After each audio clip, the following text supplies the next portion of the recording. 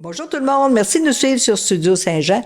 Aujourd'hui, on va rencontrer une belle jeunesse, Jessica Daudelin, qui travaille pour Entourage Santé Mentale, et on va parler des proches aidants de 14 à 25 ans. Si vous voulez en savoir plus, suivez-nous! Ici Louis Lemieux, votre fier député de Saint-Jean à l'Assemblée nationale du Québec. La chaîne que vous regardez en ce moment sur YouTube ou sur Facebook, c'est Studio Saint-Jean, la chaîne télé de votre député au service de la communauté. Avec entre autres Luc Archambault et Lucie Crevier qui vous présentent des entrevues régulièrement de toutes sortes. Les sports, la communauté, les organismes, les personnalités et bien sûr le monde des affaires. Bref, depuis 6 ans, Studio Saint-Jean nous aide, j'espère, à mieux communiquer et à mieux travailler ensemble. Bonne écoute. Bonjour, Jessica Daudelin. Bonjour. Intervenante jeunesse pour Entourage Santé Mentale. Exact. L'ancien éclusier. Oui. Ça fait une année que tu travailles là à peu près? À peu près un peu plus qu'un an, là. Puis tu t'occupes du volet jeunesse? Oui. C'est pour qui en réalité? Pour les jeunes de 14 à 25 ans. Donc, on a ouvert cette offre de service-là un peu plus avant septembre 2024. Là. Parle-moi donc, qu'est-ce qui t'a amené à devenir travailleuse sociale? J'ai toujours été passionnée d'aider les gens, puis les jeunes surtout. J'ai travaillé en centre jeunesse, dans les écoles secondaires. D'expérience, déjà? Oui, d'expérience dans différents milieux. Donc, puis là, la santé mentale, ça m'intéresse beaucoup aussi. Donc, c'était un bon cheminement pour moi là, d'être à Entourage. Puis t'es très active là-dedans. Je pense que tu visites les écoles, le cégep. Tu fais du travail même avec eux. Tu collabores à certaines recherches que le cégep fait. Oui, exactement. On travaille en collaboration là avec plusieurs partenaires. Puis on a fait récemment un projet avec les intervenantes en travail social au Cégep de Saint-Jean. On a super apprécié là, cet échange-là. Gagnant pour les deux. Ben oui, les étudiants ont dû apprécier parce que c'est difficile de savoir dans quoi tu t'engages quand tu veux devenir un travailleur social. Qu'est-ce qui va se passer? Puis avec toi, ils ont dû te poser énormément de questions aussi, hein? Oui, des questions sur la ressource là pour développer des outils puis tout ça. Mais aussi c'est super intéressant là de pouvoir échanger sur le travail puis le rôle en tant qu'intervenant. Là. Puis tous les deux, vous avez développé des outils. Je crois que des outils que vous allez pouvoir utiliser vous aussi. Oui, exact. Avec les jeunes. Puis les jeunes que vous recherchez le plus, ce sont ceux qui ont des aidants naturels?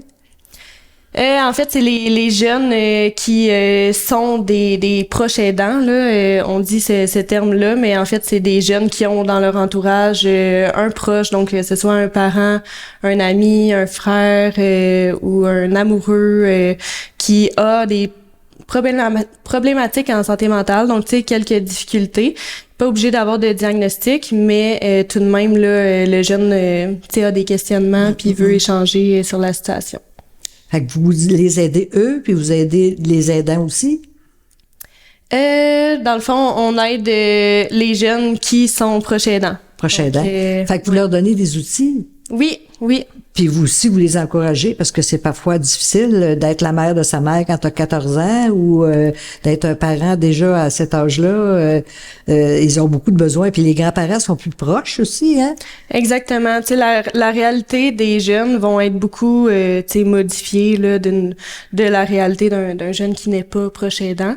Puis, tu sais, on va souvent expliquer justement dans les présentations dans les écoles là, que on se retrouve souvent à changer de rôle, tu sais, par rapport à son proche, donc à être un peu plus le parent de son parent, le parent de son proche, là, peu importe qui il est. Puis, les jeunes qui ont besoin de votre aide, vous les voyez en groupe ou en individuel? Les deux. En fait, on va vraiment vers les jeunes. Puis c'est ça qui est important de dire, c'est que les jeunes vont venir chercher de l'aide si on va vers eux. Donc, tu sais, nous, on essaie de plus en plus de s'adapter, donc d'être disponible, puis, tu sais, d'adapter les services pour vraiment être dans leur environnement. C'est ça qui fait la différence, là, au niveau des présentations qu'on fait. Donc, aller les chercher un peu plus avec leur langage, puis, tu sais, leur réalité, là, concrète.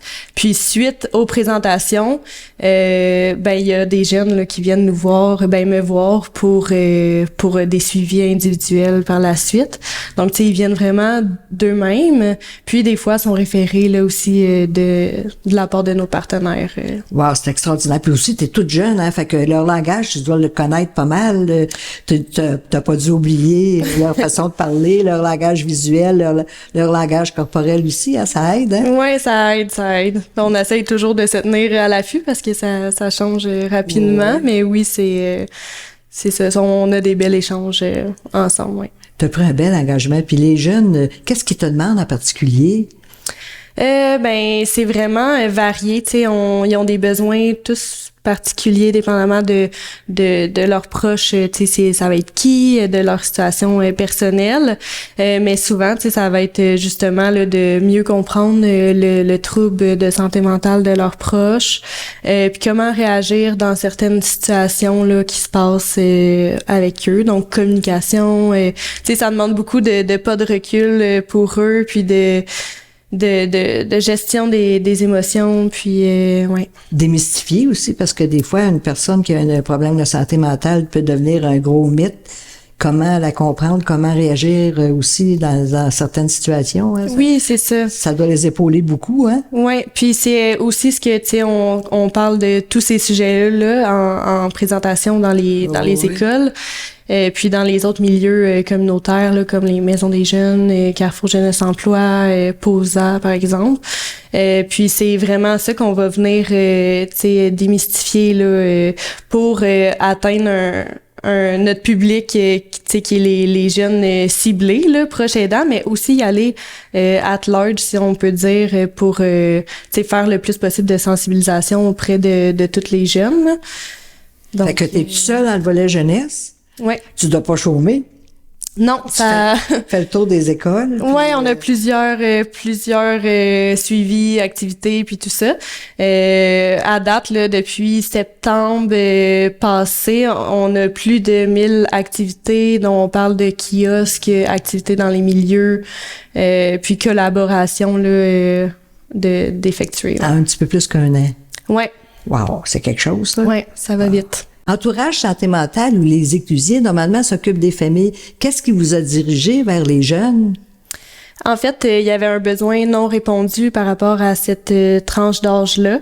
Il y avait beaucoup de demandes là, par rapport à l'entourage. Puis là, on se rend compte que finalement, on n'est pas là pour rien, qu'on on comble ce service-là maintenant qui n'existait pas. Puis ça permet justement aux jeunes là, d'aller de plus en plus demander de l'aide par rapport à ça, qui était un sujet, tu sais, normalisé pour eux là dans leur quotidien. Donc ils se rendaient peut-être pas compte qu'ils étaient dans cette situation-là. Donc c'est ça. Puis qu'il y avait un besoin. Mm-hmm. Puis on a notre logo là, tu comptes toi aussi, qui est vraiment pour le volet jeunesse. Donc tu sais, ça c'est vraiment une phrase parlante là, de revirer la vision sur eux, si vous voulez là, pour justement prioriser leurs besoins d'aide. Oui, leur donner de l'importance aussi, parce que des fois, quand tu te sens démuni, t'as l'impression de pas avoir de valeur. Mm-hmm. Exact. Chapeau, félicitations. Et merci. Pour ton travail puis ta recherche. Je sais que tu dois faire de la recherche tout le temps. Ouais, ben on est souvent en train de justement là d'aller de l'avant justement avec des projets, puis parce que juste on veut le plus possible là, tu sais, être créatif puis se renouveler là, mais on le fait pour les jeunes, puis on se rend compte que ça a de bons impacts, puis qu'on est content. Wow, puis vous allez devant eux, fait que puis à devoir donner ton introduction, ils te connaissent, fait qu'ils peuvent aller facilement t'approcher. C'est facile d'approche. Ouais. Ben je te remercie. Aurais-tu quelque chose d'autre à ajouter? En fait, c'est notre 35e anniversaire à Entourage Santé Mentale. Donc, on va faire des événements là, toute l'année, dont un spécial le 27 mars.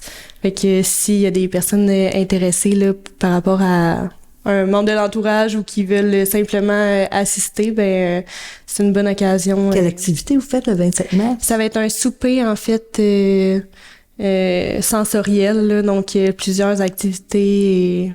À quel endroit? Au restaurant Steve Steakhouse. Steve Steakhouse, wow. Oui. Super. C'est un bon collaborateur, je pense. Oui, vraiment. On est content. Merci beaucoup. Merci. Merci. Merci tout le monde. Surtout, n'oubliez pas le souper bénéfice chez Steve Steakhouse. Impliquez-vous, allez-y. Ça va faire du bien à tout le monde. Ici Lucie Crevier pour Studio Saint-Jean. À la prochaine.